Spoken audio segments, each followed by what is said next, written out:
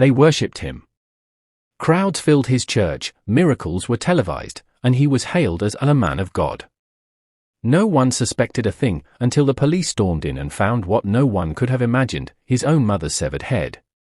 But why would a son do this? And how did no one see the signs? Every Sunday, thousands filled the church, but no one knew the darkness the pastor carried home. The morning sun sliced through the stained glass windows of Kingdom Dominion Fire Ministry, casting colors onto the packed congregation. The crowd was electric, voices raised in praise, bodies swaying in spiritual ecstasy. And at the center of it all stood Pastor Elijah Mardu, the man of the hour, tall, commanding, and wrapped in a white flowing robe that gave him an almost heavenly presence. The 42-year-old preacher was a national treasure, televised every Sunday, invited to state dinners, and rumored to have healed the wife of a senator. His eyes carried intensity, his voice could crack stone, and his sermons, they didn't just inspire, they changed lives. People gave testimonies of healing from cancer, barrenness reversed, joblessness turned into wealth.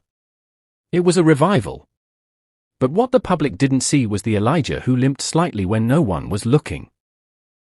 Or the Elijah who sometimes stared at the ceiling for hours in the middle of the night, sweating and whispering things no one could understand. At church, he was Daddy Gio, the anointed one. But at home, even the house staff whispered behind his back. He had grown distant. Cold. Unreachable. He barely visited his mother anymore, Mama Grace, the woman who had carried him on her back through poverty and raised him on nothing but akara and prayers. Once a month, she'd still send him voicemails. Elijah, my son, you have risen too high to remember your roots. Please call your mother. He never responded. One evening, after a fire-filled miracle service where a wheelchair-bound woman reportedly stood and danced, Pastor Elijah returned to his heavily secured mansion. His assistant pastor waited to escort him in, but Elijah waved him off. I want to be alone tonight, he said. But that night, strange things began to happen.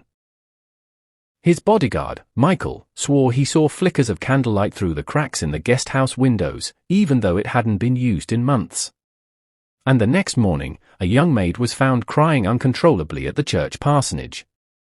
She'd quit her job overnight, refusing to explain why. When another staff member gently asked what happened, she whispered, "There's something in that house." Something, not of God. People began to talk. Not loudly, of course, no one dared publicly question a man of God.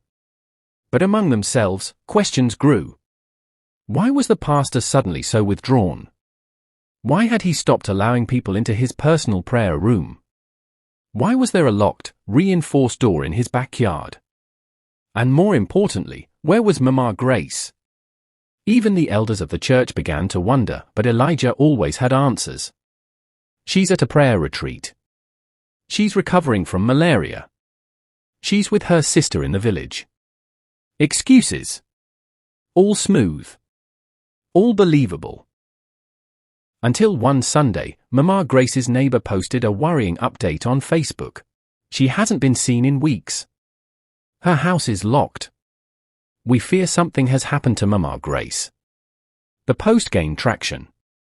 And although Pastor Elijah ignored it, the seed of suspicion had been planted.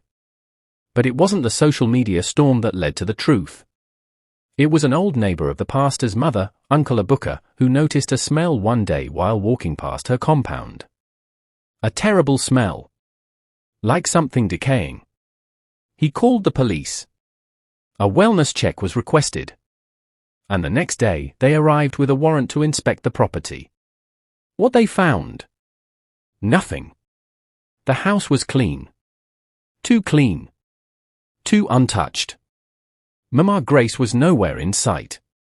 But a neighbor reported something strange. The black SUV with tinted windows had been seen outside the house 2 weeks earlier, at midnight. Someone had entered. No one came out. The pastor never acknowledged the report. But the silence around Mama Grace was beginning to speak louder than any of his sermons. For a man who claimed to walk with God, Pastor Elijah's shadow was beginning to look a lot like the devil's. The morning after the police visit, the church was quieter than usual. Congregants still filled the pews, but the usual cheers, hallelujahs, and dance steps were replaced by uncertain glances and murmured prayers. Something felt wrong.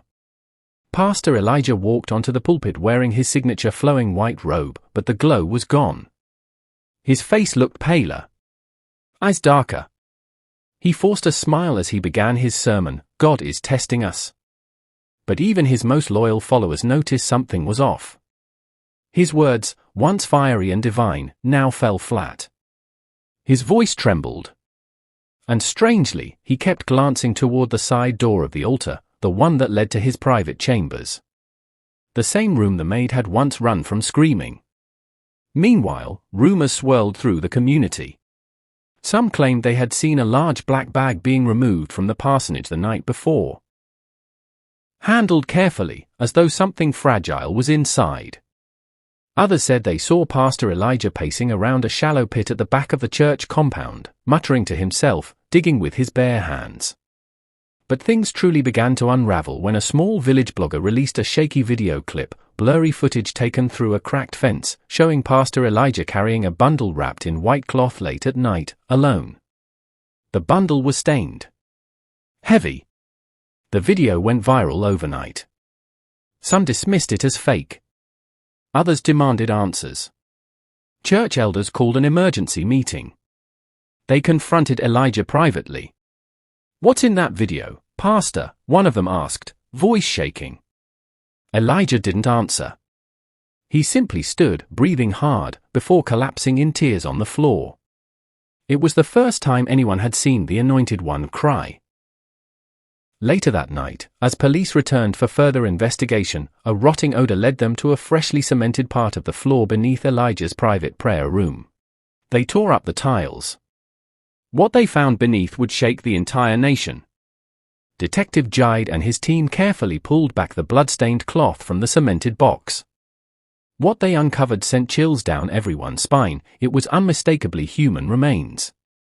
But more horrifying was the fact that the skull still had a strand of grey hair and a beaded necklace the locals recognized instantly. "It's Mama Agnes," an elder whispered, falling to his knees. The same woman who raised the pastor. The same mother he had praised every Sunday. Gone. The media exploded. Breaking: famous pastor allegedly used mother's head for rituals. Headlines flooded social media. The pastor's followers were split, some wept in denial, others reposted the footage with rage and shock. The once glorious temple was now a crime scene. Back inside the interrogation room, the pastor sat with his head down, refusing to speak. But the evidence mounted. Blood traces in his car, a secret bank transfer to a known spiritualist, and old text messages suggesting desperation to grow the ministry at any cost. Detective Jide leaned in and whispered, "She trusted you. She carried you for 9 months. And you sold her for power." The pastor's eyes welled with tears, but still, he said nothing. Like and make sure to subscribe for part 2, because what happens next will shock you. Also comment part 2 in the comments.